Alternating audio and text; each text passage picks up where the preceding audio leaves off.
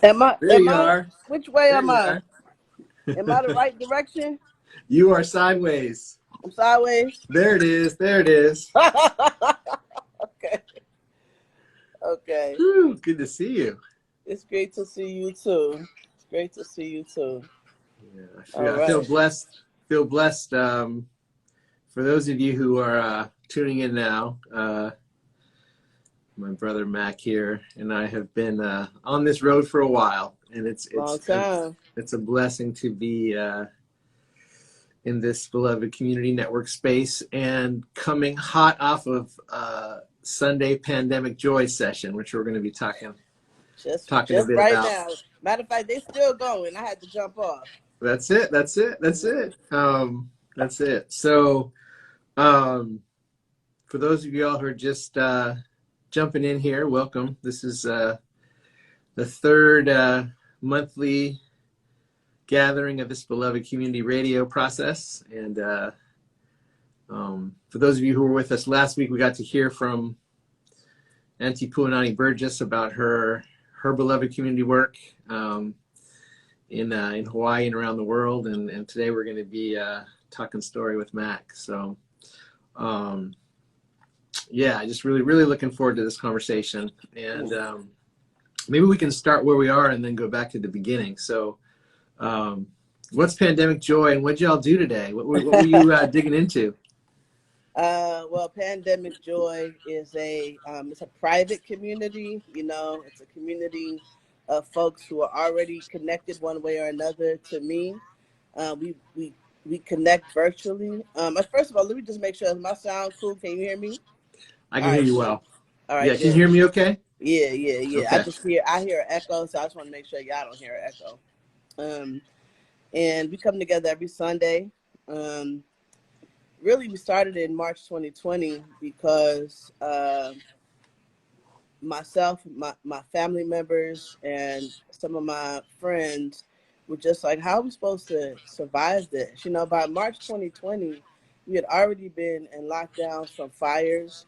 We had already been under curfew as a part of the state response to protests. And so this latest, quarantine was not the first, it was the latest, where we were sequestered into our homes. And we said, well, we need a way forward because this don't seem to be ending.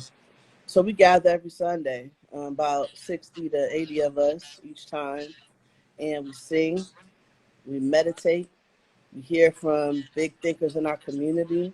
Today we heard from my cousin, who was a Panther Cub and who was talking about, their experiences of being a Panther Cub. My niece sang, for the community. We meditate, we have fellowship. This is what we do every Sunday because our movements have been so fractured from the outside in that they often don't provide the kind of sense of belonging and connection that we need, and they often don't. And while they are doing their best as movements to attend to our safety, they're not doing what is often needed to attend to our dignity. And so that's what we try to do on Sunday, is attend to people's dignity and belonging. So beautiful. You and Tupac, my two favorite Panther Cubs, and he came on the radio. Changes came on the radio yesterday. I was crying yesterday, just like missing Tupac, because I feel like both of you have some qualities that you got from your mamas that you've shared with the movement over the years, the joy and the pain and the struggle. And I know when you had a chance to reflect and share with everybody this piece about how if we're going to build a movement that can breathe, we got to have the capacity to grieve, and really helping us to understand the role of grief in navigating all of the traumas that we've experienced. And wondered if you might, want to share a little bit about that piece and kind of the steps that you identified and kind of how you got there, how that piece kind of came forward, which has been shared a lot. People have read it, but wondering if you might share some wisdom from that. I don't know. I'll try, because I barely remember what I'd be writing sometimes. But you know, I'll say this. You know, Pandemic Joy, Freedom Cleanse, which is a monthly cleanse that I run. You know, often about 100 people participate in that, and some of the other things that I do, they were all born out of the part of grief that is actually intensely creative. You know, the see, I believe that you know, most people know that my wife died in 2018. Her name is Malkia Devich-Cyril, and all praises to her. Everything I've done in my recent life has been driven by her. And many people know that my mother also died in 2005, and much of my political career, has been spurred on by her. You know, and so death has bookended my professional life. And you know, in the beginning, in 2002, when my mom was moving into end stage sickle cell, she was killed by sickle cell anemia. You know, I didn't have the skills then to wrap my head around the fact that grief had been shaping my entire life. You know, my mom had a fatal illness. I lived with anticipatory grief my entire life. And she had a fatal genetic illness that she had, you know, my entire life. And it affected my leadership. You know, it affected the ways that I came to work. It affected my relationships at work. It affected my understanding of power, my capacity for democracy. Just in so many ways, it impacted how I lead. And the truth is, I think that's true for many people, that trauma and grief impact the way they lead. They just don't admit it, you know?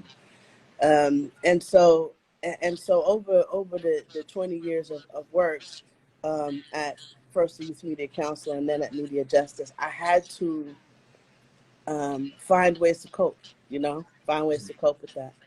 And it wasn't until Alana's illness and then death that I actually began to understand the power that grief holds in our lives, you know, and the tremendous potential that grief holds for our movements, right?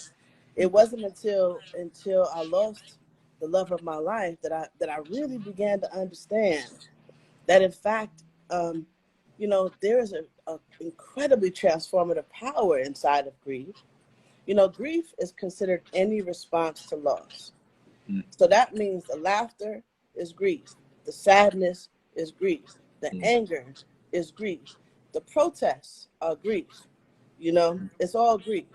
It's all a response to loss, whether we're talking generational, whether we're talking traumatic loss, whether we're talking collective or personal, you know, it's all a response. And so really trying to dig into how to create a radical grief, how to radicalize grief toward our liberation as a people, as opposed to what I think is happening in large measure now, which is the right is manipulating grief to inspire reactionary politics. But in either case, grief is a landscape for struggle. So that's what I was trying to write about, you know, in the piece that I wrote in these times, and that appeared in larger measure in Adrienne Marie Brown's book, Holding Change. I want to come back to a little bit of the healing journey for you. And for those who haven't seen the piece, you sort of talk about connecting to somatic practice as kind of a core and essential part of your healing journey, and then out of that, these sort of 4 steps came that you sort of offered out there. But but before we go back to that, I want to just touch a little bit about what you raised in terms of just the ways in which there are folks who are weaponizing our pain and weaponizing our grief against life itself, against humanity and the future of the planet. And we're in a very particular moment in relationship to that. And I think, what you're helping us, I think, to see really powerfully is this relationship between our grief and our joy. Because I think what I'm receiving in your struggle in this is like, we can't actually get to our joy, our Black joy, all of our joy, unless we follow the steps you've laid out. We got to go through our grief to get to our joy, and it turns out our joy might be like our greatest superpower. I think you lifted up. Deepak Chopra just caught up with you, I think, a week ago or so. He said we need a pandemic of joy. I said, okay. I was like, we been knew that. We already Mac's knew been that. on it. Mac's been on it for a minute. Yeah. So I think, can you say a little more about sort of the joy as sort of like, I was just thinking about this morning, like our most potent tool for liberation, our most powerful weapon in this moment of hyperpolarization and when our grief is being weaponized against us, just guidance and thinking around how we sort of make this grief and this joy more of a real political project in the way that it needs to be. Well, let me say, I'm gonna answer both the question you asked before better, and then I'm gonna answer this one too. Yeah. So for this question, I think that number one, we have to simply acknowledge that grief has always been a landscape of political struggle. It's always been a place of political practice. When Emmett Till's mother opened up his casket, for all to see, part of what she was doing was saying, here, take my son as a spark for movement, for action, take his death and let it be a spark. And, and every movement is grounded in loss. Let's just be real. Every movement, we move in direct response to loss. And so first thing is we have to acknowledge that. The second thing is I think we have to acknowledge the fact that, see, when you can make grief a radical experience, radical meaning you get to the root, right? When you allow grief to be a truly authentic experience, when it is given the tools and the resources to metabolize, both in an individual way and in a collective and systemic way, you enable something. You enable transformative grievance.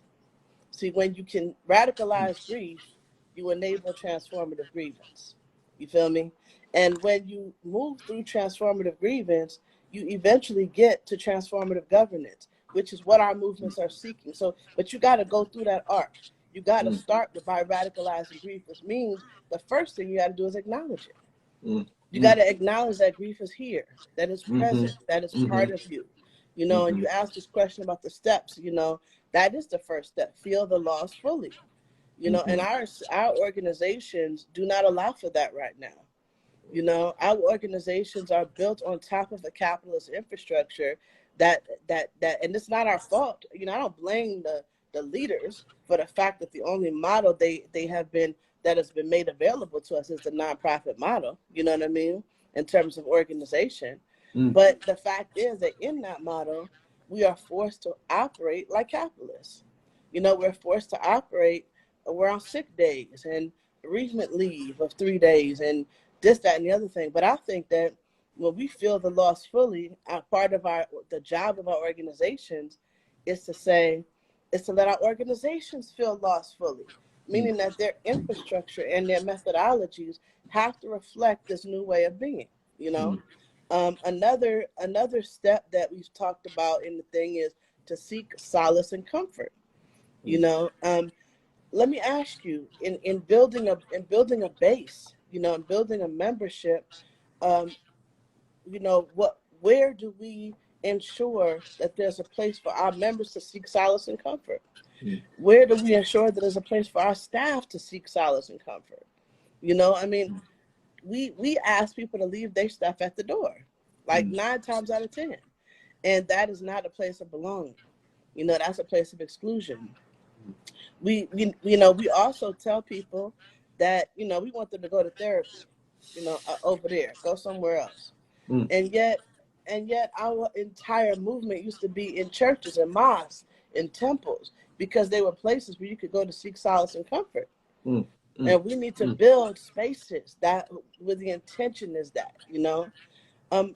Step 3 is to find inspiration, you know. And, you know, we do a good job, I think, of offering inspiration to others. But let me ask you, what are we doing to offer it to ourselves? You know, what are we doing to get out here? I go out, I have a philosophy, Salvatore Ambulato. It is solved by walking, you know, and I go out and I walk as a political practice. It is a practice for me, because I believe that some problems can't be solved in the sitting or with a conversation. Sometimes you just got to walk through it, you know. That's how I go out and I find inspiration. So I think, you know, attending to the poets, resourcing the artists, you know, letting the songs be part of our movement, you know what I'm saying? Like returning us to that time, or advancing us to that time, if you will. That is part of how we find and offer inspiration, and then taking action from that space.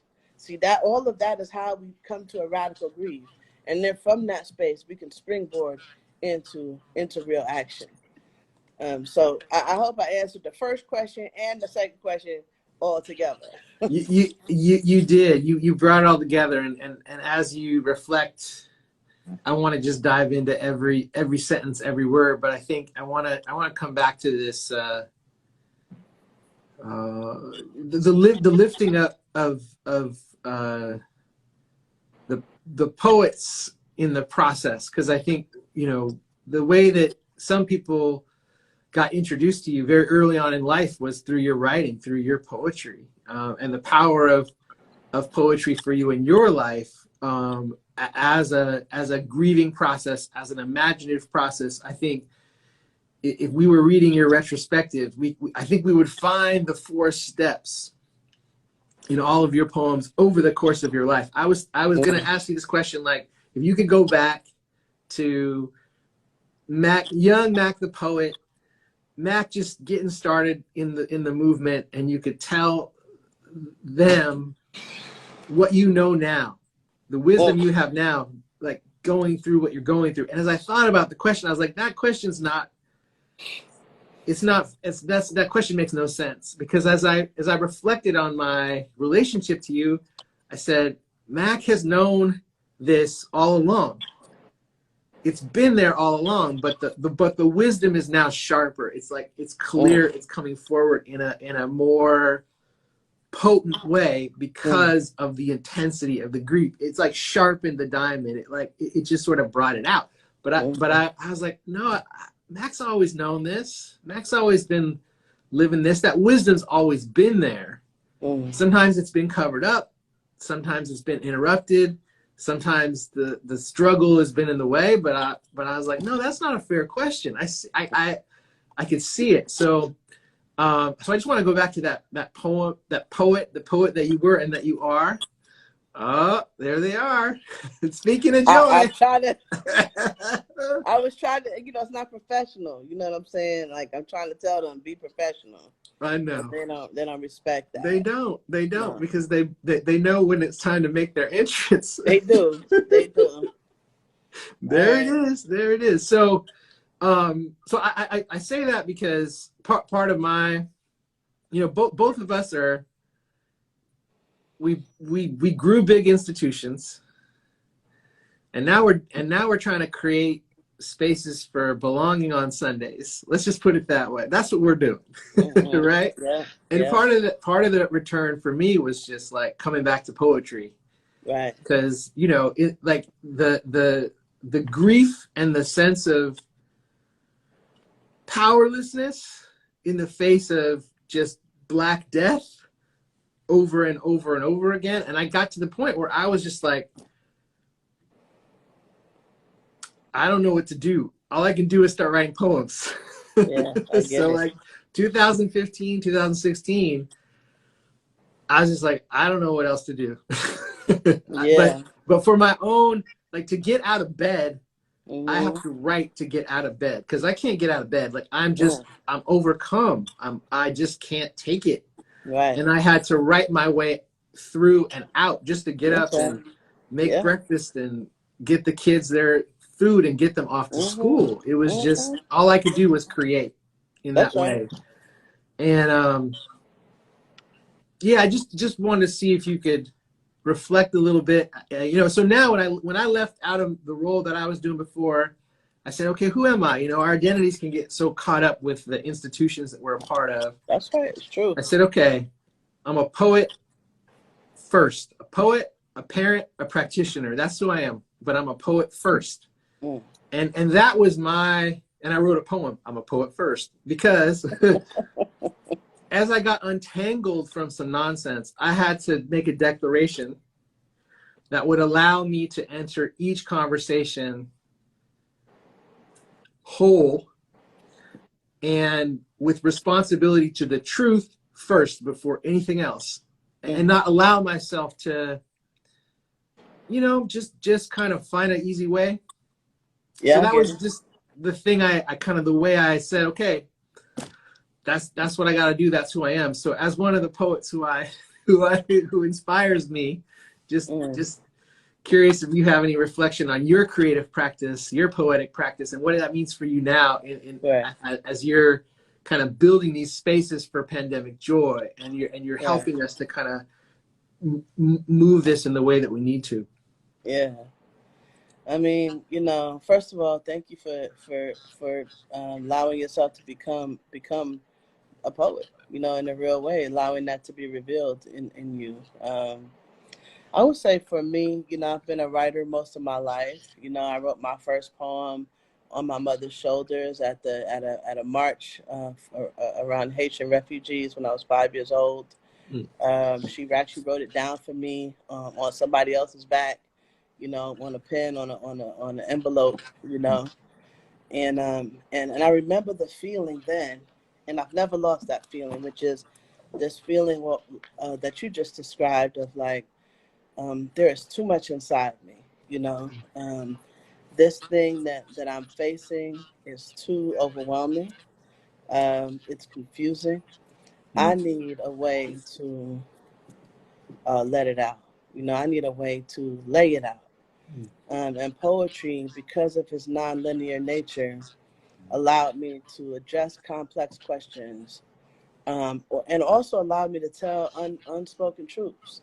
Because I think one of the things one of the opportunities poetry offers is it offers this chance at true vulnerability.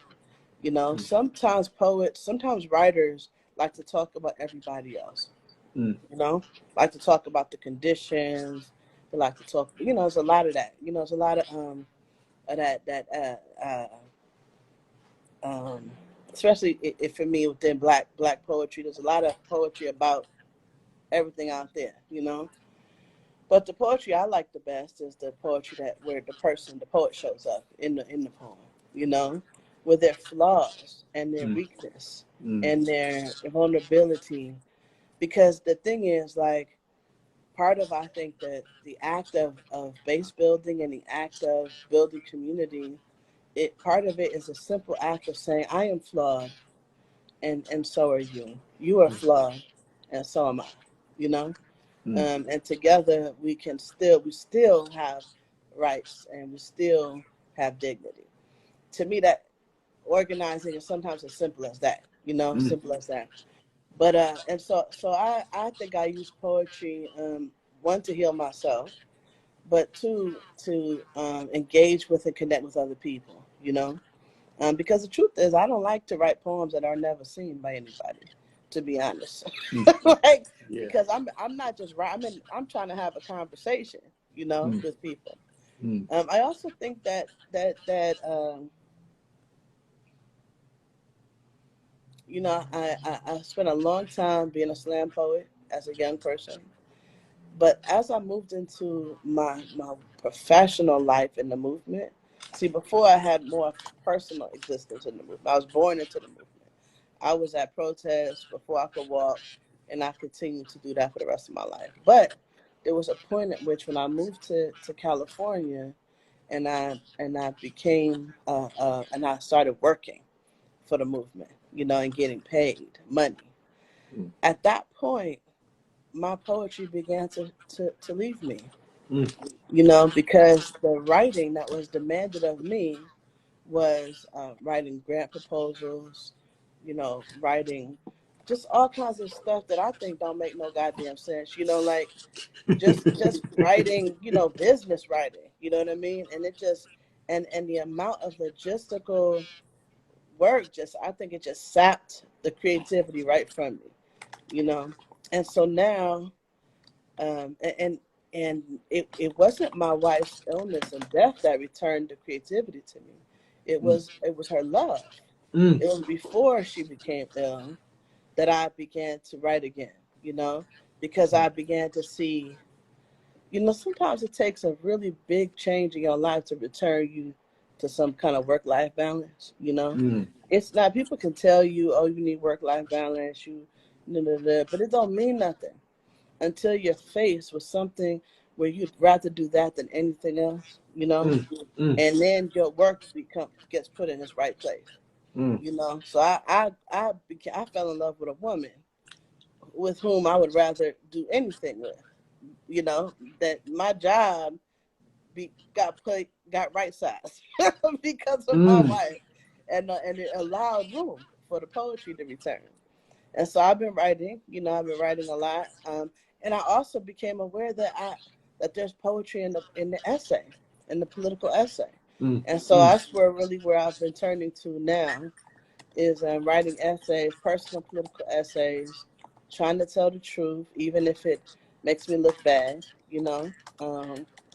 And that's kind of where I'm at with my creativity, really trying to let it be in service of myself and also my people. Mm. Ooh, that's powerful. And I think it just reminded me a little bit of what it looks like to live a lyrical and poetic life, to find and bring the poetry in everything that we do. So even the forms, to not have poetry constrained or constricted to poems as a form, but to bring it into the essay, to bring it into the pool party, just to bring it everywhere. Because it's like a more of a sense of that, like real honesty and vulnerability, and that courage to kind of Yes. just and that responsibility to just say what needs to be said in the way that it needs to be said, to express it, you know, as uncomfortable as it might make us. You know, I sometimes say my favorite book of poetry these days is Braiding Sweetgrass. It ain't no book of poetry, Braided Sweetgrass, but yeah. Yeah.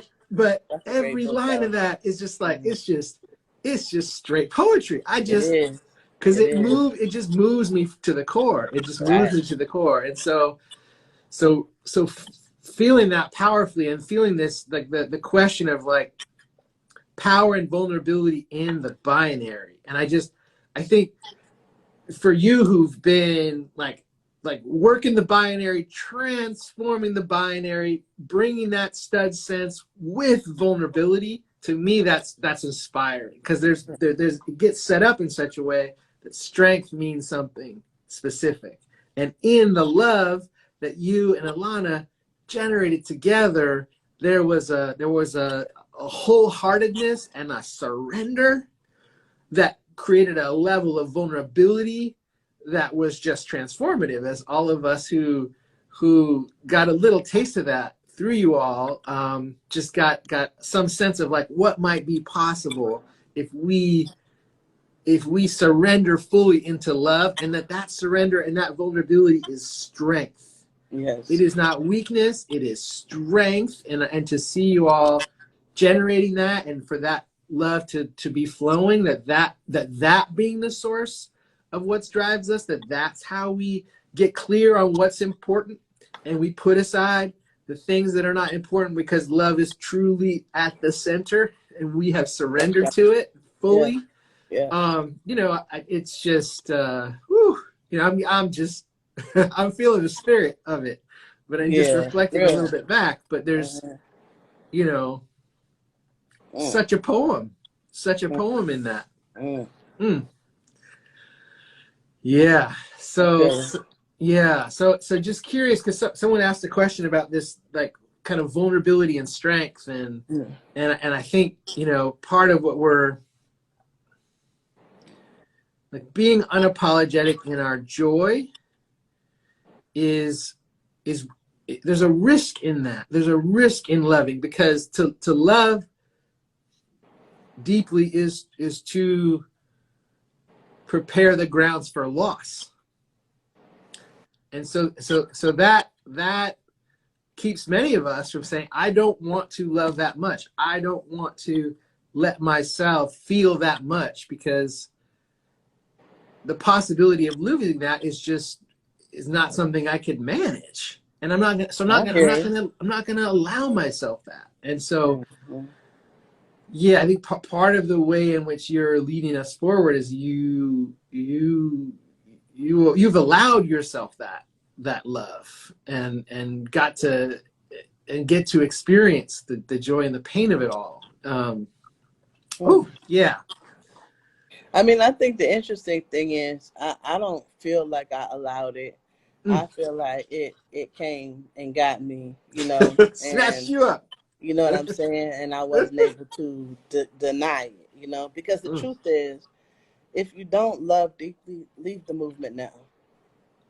You know, because honestly, you can't do what is required without that as your fuel. You know, you can't do what is required. And in fact, part of what's required, part of the mandate is about opening a path to others for that kind of real love to spill out. But the thing is, I don't believe in, you know, I really hate the sticky sweet love. That's not real, you know. I hate people who always like choose joy. That's not real. You know, I'm not here for toxic positivity. You know what I mean? I believe in a heavy joy. You know, I believe in a heavy joy where we acknowledge that all joy, true joy, is tinged with sorrow. If it don't have a grain of sorrow in it, it ain't real. You know, because the fact is that the only way you know you love something is when you're scared to lose it. You know what I'm saying? And I don't mean scared like you clinging. I'm not talking about attachment. I'm talking about the fact that, in fact, the only thing you can lose is something you've loved. You know, the only thing you can mourn is something that has delighted and pleased you. You know, so if you don't have anything to mourn, then you've had nothing that gave you joy. You've had nothing that delighted and pleased you. And what kind of life is that? You know, so I'm grateful for the fact that I live a mourning life. You know, I'm grateful because my mourning involves getting up and going swimming. I jump into the pool, and it is an act of mourning. It's work, you know, to keep myself connected to everything beautiful in the world, you know, everything that's moving in the world. But I know, because my wife and my mom are not the only two major losses of my life. They are the biggest ones, you know, but I've had many, you know, many, and about 12 in the last 5 years, you know. So this idea that true joy is a heavy joy is something that has become a bit of a philosophy in me, you know, that I strive for the most authentic relationship to joy that I can have, and that authentic relationship involves sorrow. It involves sorrow. So I'm grateful, you know, I'm full of gratitude for the fact that I have been loved so well, you know, and that I have had the opportunity to love so well, because you know what? It made me a better person. It made me a better woman. It made me a better daughter. It made me a better friend. It made me a better mother. You know, it made me a better, everything. You know, it made me a better, it made me a better, It made me a better activist. It made me a better leader. Mm. You know, it gave me more patience. It granted me more confidence. You know, um, it gave me an understanding of surrender so that I could release control in my work. You know, there are a lot of gifts involved in leaning into authenticity. You know, I am not like I am not here for the disdain we tend to show each other, you know? Like we always talking about how somebody need to not be doing this, and you know, we always talking shit. You know, and it's just so Yeah. much disdain. But when you start to speak true vulnerability and you start to show yourself, now that the disdain is considered strength, vulnerability is considered weakness. But I think if you lean into authenticity and you ascribe to and try to achieve that heavy joy, you can't be that way no more. They don't even allow it. You know, so I'm not. I appreciate the kind of joy I found, and then I'm still seeking. And let's not get it twisted. It's not all roses. You know, it's not like, you know, it's hard. It's work. Yeah. It's practice. But it's good practice and it's good work. Yeah. What I'm really appreciating in this moment is the precision with which you are bringing the word and the truth, because there's this interesting process, and you just sort of spoke to it, where, you know, the truth kind of has to be right on the money, like right on the razor's edge, because if we're a little bit this way and a little bit that way, you're kind of all the way off, right? And It's so true. so as you're sort of making this really powerful distinction of this like heavy joy, right, in relationship to these other notions of joy that are just kind of empty and false, right? It always that always reminds me that Tibetans have this framework of what they call the near enemy, right? So the near enemy of love is attachment. Attachment can look like love. You can confuse attachment for love, but it's absolutely not the same thing. Yeah. And you know, looking at the collaboration that Tarana did with Brene Brown, and then Brene Brown's new book about emotions, I was you know, listening to Oprah and her talk about it, and it was pretty interesting. And so I went and looked a little bit more, and what I discovered is like the practice in that book is to kind of sharpen the understanding through the contrast. This kind of like empty joy, you know, heavy, deep joy, right? Because you know, what's the difference between jealousy and envy, right? They're not the same thing. But the case being made there, as we move through this period that we're in, is that we gotta take the time to bring a discipline to our understanding about what we're feeling, about what we're experiencing. Like the authenticity has a rigor to it. And, you know, we like to, politically, you know, talk about our political rigor, but I feel like, I mean, you always bring, you know, you like, Taj, that's a little sloppy. You got to clean that up. You always bring the rigor in everything you do as a poet, politically. And I feel like you're kind of bringing that emotional rigor to our emotional life, right? Because it matters for us to be authentic with ourselves and with each other. It takes practice. It takes rigor. It takes courage. And just in what you laid out, I just feel like, okay, maybe you write the next book with Brene, you know. Toronto did the last one, you do the next one, you do the next one, and y'all just, you know, bestseller here, there, around the world.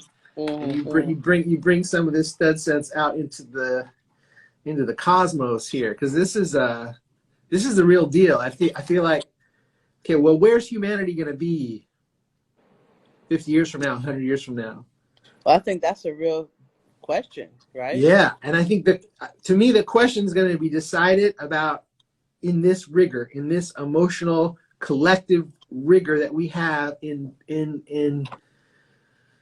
doing the steps. There's no other way. We got to do these steps. Not 12 steps. There's only 4. But I'm in the steps with you. I'm doing the steps. Huh?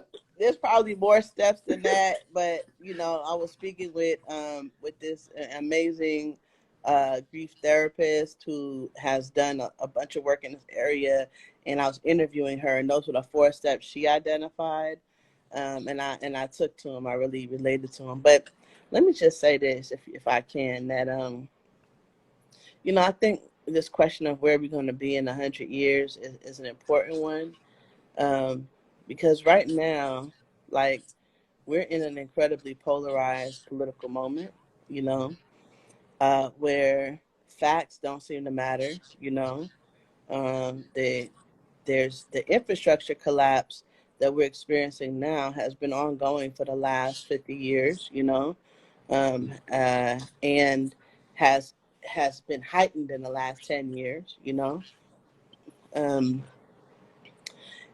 but as part of it, there's been this cultural phenomenon that has been with this country since its inception. This notion of which lives are grievable and which lives are not. Judith Butler talks about this a lot in terms of the grievability of a life.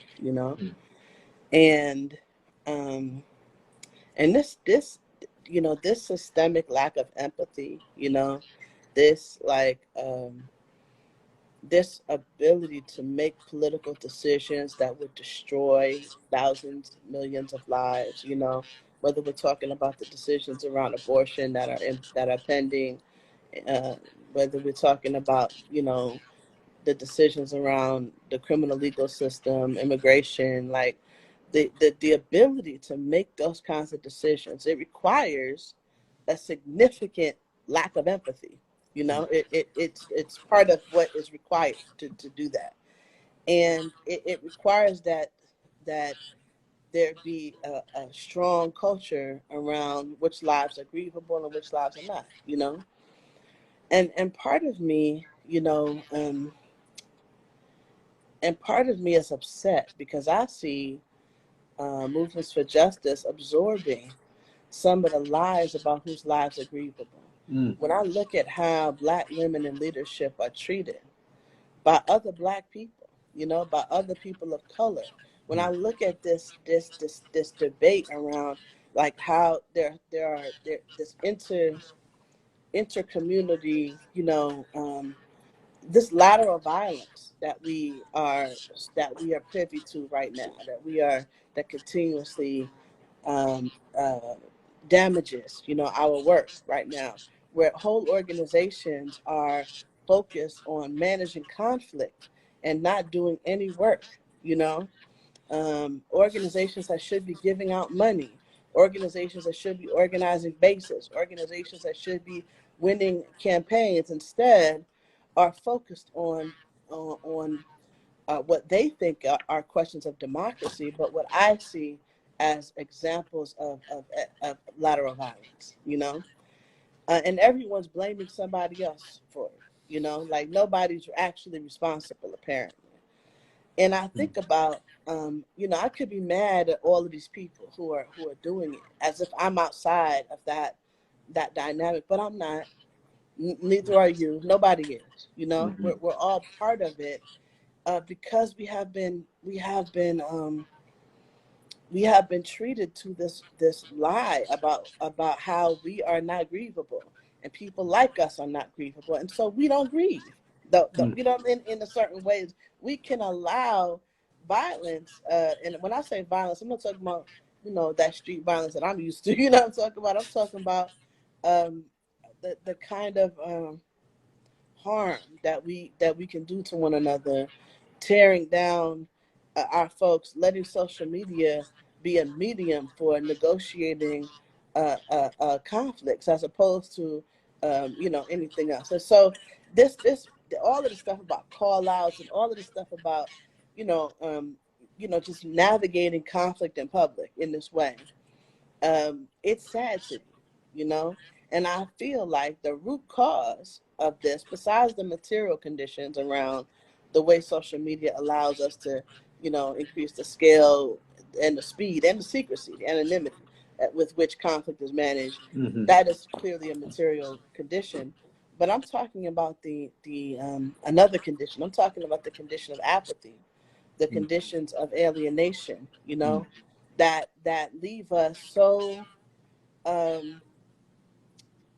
separated from one another, you know, that leave us, that allow, well, that is the condition that allows right-wing populism to displace the weight of grief, right, with the energy of grievance and resentment. All right. Grievance should not displace the energy of grief, should not displace the weight of grief. It should build upon it. You feel me?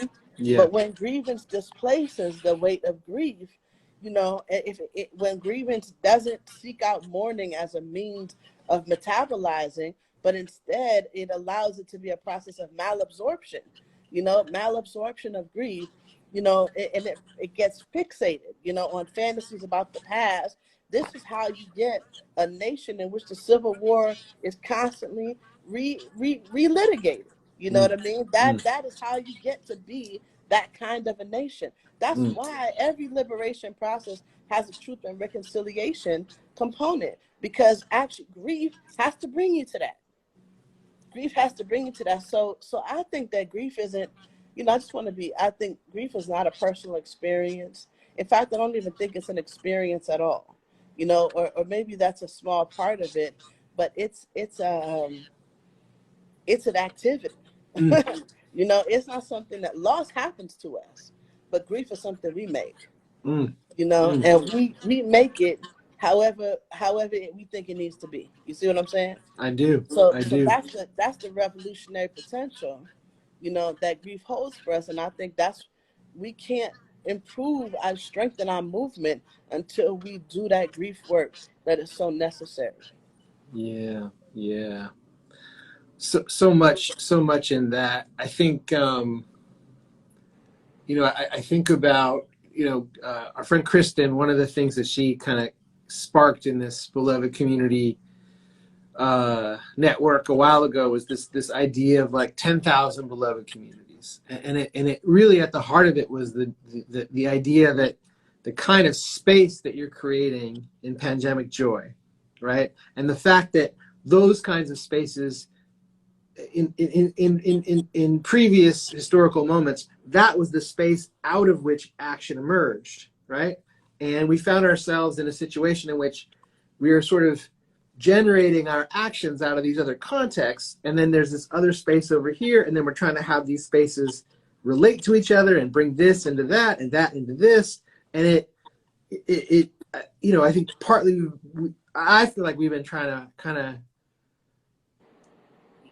our generation, right, with what our parents went through and the different ways in which things were turned in upon themselves, and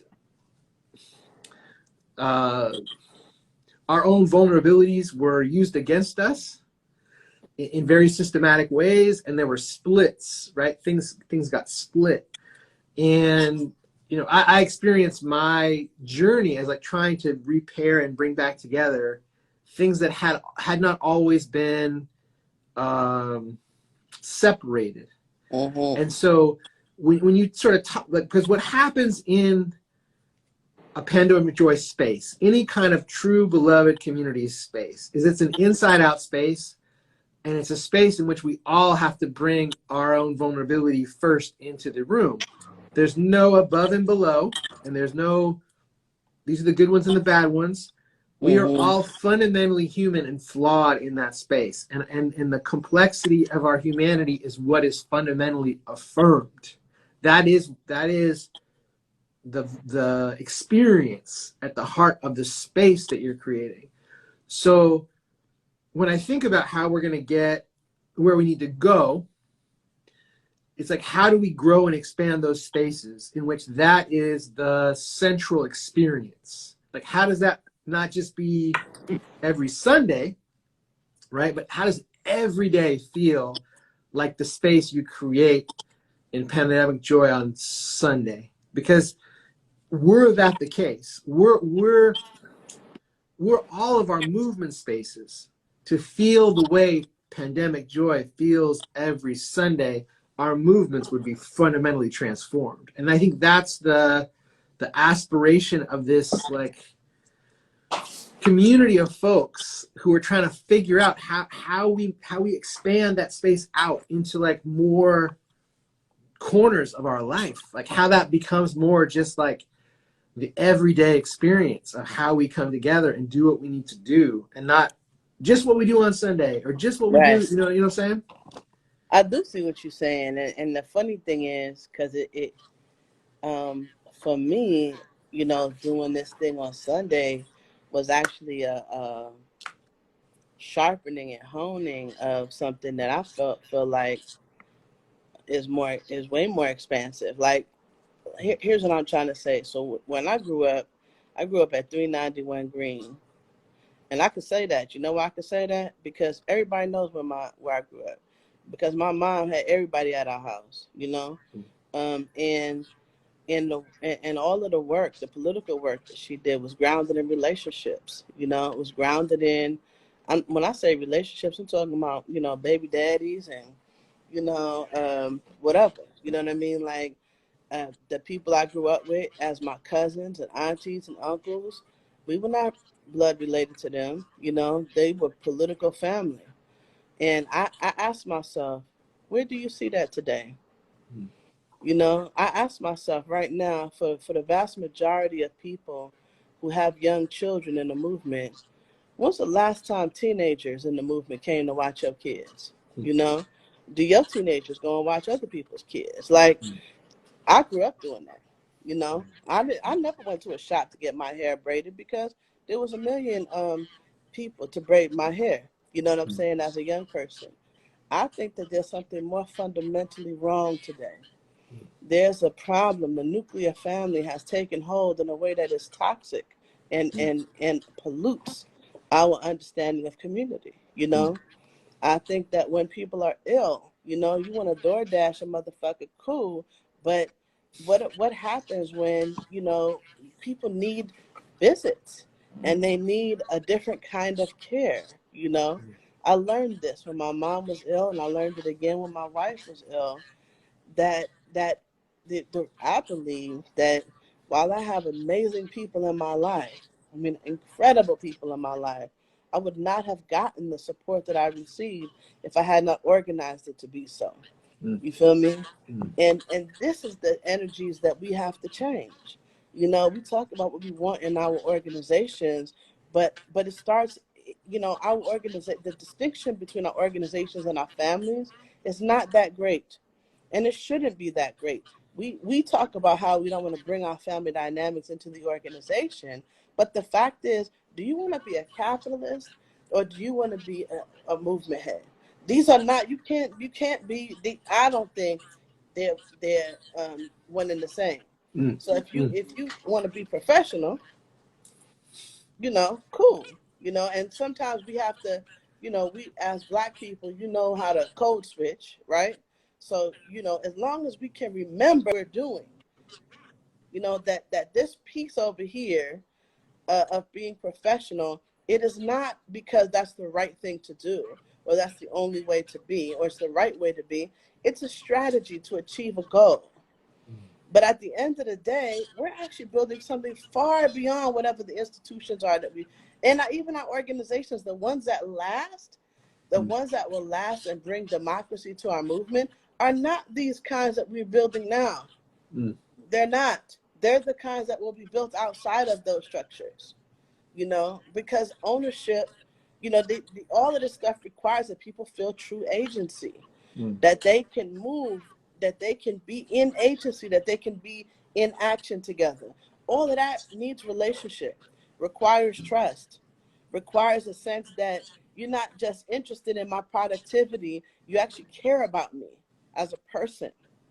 And to some degree, I've not been able to find. I wasn't able to find my balance around that in my early, career as a movement leader, but now I feel I found my true balance. I can have boundaries while also being clear that my true path is this one, the path of a compassionate warrior, a path of somebody who I do try to create this space everywhere I go. And I think that that's how it has to be. It begins with my family. My entire family comes to Pandemic Joy. My cousins, my sister, my nieces, everybody comes. And people who come, I tell them, bring your mama, bring your daddy, bring your kids, you know, because it's not about us 20, 30, 40 somethings always, you know. It's like, no, let's get the elders. I want some 80-year-olds up in here, you know, bring the babies.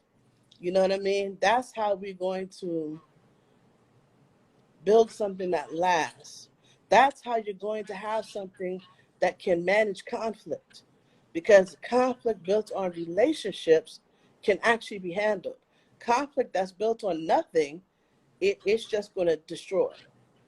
So that's my philosophy. You know what I'm saying? You know, build trust, admit wrong, be honest. These are simple truths, simple acts, but they're very complex and they're hard to do. So that's what I have to say. That is the word. That is the word. And as we think about this offering of heavy joy, and I think what you've just offered of this, like, deep community as family, and bringing that community as family everywhere we go, into organization, having that just be consistent across. But it starts with us. It starts with family. It starts with community, and in a real whole and deep way. And kind of like that soft, weak joy, that kind of saccharine, empty joy. There's a lot of calling of community that has absolutely nothing to do with community. It's not community in any real way. It's community in word only. And I think that you've pointed to some of the ways we've been kept, like, isolated and separated, like, between generations in all kinds of ways. And I do share with you the sense that, like, if we're going to get where we need to go, it's going to be about how well we're able to reweave community. And I think, as you said before, just as like sort of like grief is something we generate, it's something we create. What you just described is like you had to create community because you had that experience of it growing up. So you knew what it was, and when you needed it, you organized it, you created it, you wove it back together. And I think, you know, it's such a gift because not everyone has sort of even tasted it for a moment, doesn't even know what it looks like. I think about, you know, my training as an organizer was in Makani's kitchen over some food on the stove, right? Because Makani comes out of that same tradition, like that. Yes. That's where it really happened, right? Like sitting in Makani's kitchen and she's just giving me game. I'm like, okay, this is it. I didn't go to no training. I mean, I did go to some trainings, but I got the real deal in Makani's kitchen, right? Because that's where it happens, right? That's where it happens. So, Instagram is about to shut this down because it only gives you an hour. 1 hour. So I want to appreciate you. It's been a pleasure. And if you want, we'll do a little after party for people who are on and want to do a little after party. You want to keep going, or you gotta go, you can go. But I'll kick this back up once it kicks it off, and we'll do the little after the show where we just let our hair down. If we had a little more hair, we just let it down. I ain't got no hair. I ain't got none of that. I got gray though. I need gray coming in here, you know. All right, but Anasa, if you join the after party, I'm bringing you in here because Anasa was the first conversation. All right. Artist, musician, producer, goddess of love. Fire. I know it was fire. Yeah, and then Auntie Pua was second. Auntie Pua also poet extraordinaire, extraordinaire, Zen master, Hawaiian indigenous leader, lawyer. But I was like, okay, how is it that all of the people in this thing are creatives first? I'm peeping that. I'm like, I'm peeping that. Like the healers, the poets. We got to take care of the healers and poets and create space for that leadership to come forward, right? Like, you don't just put that off to the side. We want you to lead with your poetic self, right? Yeah, that's what needs to lead, because that's the heart You know, that's the Yep. real, the authentic. So It's kind of like the movement medicine folk, you know, like mm, not to be what do you call that, culturally abrasive, but the idea that there are people in our community that bring the medicine, you know, and that art and poetry is part of the medicine, you know, that's it. that needs to be brought. They have a role to play. So yeah, I love it. I love it. Beautiful. Thank you for having me on here. I love you. Appreciate I it. love you. I love you so much. Thank you. And I'm excited to go for Same. a walk soon, to do some All of that right. walking Make practice it with you. happen. Yeah. All you gotta do is holler at me. I'm I'm here. doing it. It's I happening. all It's right. happening. All right. All right, I'm here. So family. how do we do this? Do we just So hang what's up gonna happen or is I'm gonna end this, and then I'm gonna okay. start another one right All afterwards, right. and we'll jump into that. Okay. All right. Boom. Beautiful. So I'll see you that. See y'all at the after party. All right. Bye.